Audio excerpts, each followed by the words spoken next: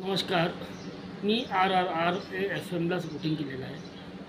Basically एक मी गोष्ट पाहिली की मोदीजींनी या 10 वर्षात जे कार्य केलं आहे, प्रथम जे राम मंदिर, देशाच्या 500 वर्षाच्या इतिहासामध्ये कोणीच हा राम मंदिर बनवू नाही शकलं, जे मोदीजींनी या 10 वर्षाच्या आत बनवून आपल्याला दाखवलेलं आहे.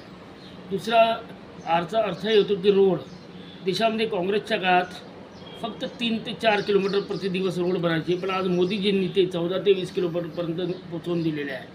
तिसरा मुद्दा आहे राशन जे 80 करोड लोकांना फ्रीमध्ये मुफ्तमध्ये आज जे गरिबांना राशन जे मोदीजींनी दिलेलं आहे ते आजपर्यंत कोणीच देऊ नाही शकले, जो की गोरगरिबांच्या पोटापर्यंत त्यांचं अन्न गेलेलं आहे.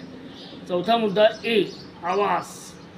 आज जवळपास 2 ते 2.5 करोड लोकांना प्रधानमंत्री आवास योजनेच्या अंतर्गत मोदीजींनी जे आवास दिलेले आहे, घर बांधून दिलेले आहे, त्यामध्ये आज त्यांची राहण्याची व्यवस्था झालेली आहे.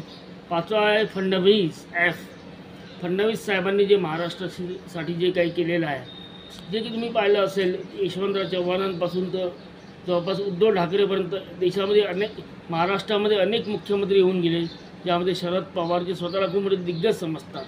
उद्धव ठाकरे तर स्वतःला असा समजायला लागला तर 2.5 वर्षात की तो खूप मोठा माणूस आहे. पण फडणवीसांनी जे आज महाराष्ट्रासाठी जे केलेलं आहे, त्यामध्ये त्यांनी जे पाण्याची योजना जी आहे, जलशिवार योजना जी आहे, त्यानंतर अटल कृषी योजना, अटल सौर योजना, यामार्फत जे शेतकऱ्यांना सबसिडीमध्ये आज हे जे दिलेलं आहे, त्यांनी काय म्हणतात आपलं सोलर पंप, ते आजपर्यंत कोणीच केले नाही. आणि मोदीजींनी 10 वर्षामध्ये जे देशाच्या याच्यासाठी जे काम केलेलं आहे, आज ते कोणीच करू शकणार नाही. आणि मोदीजी म्हणजे ग्रेट आहेत.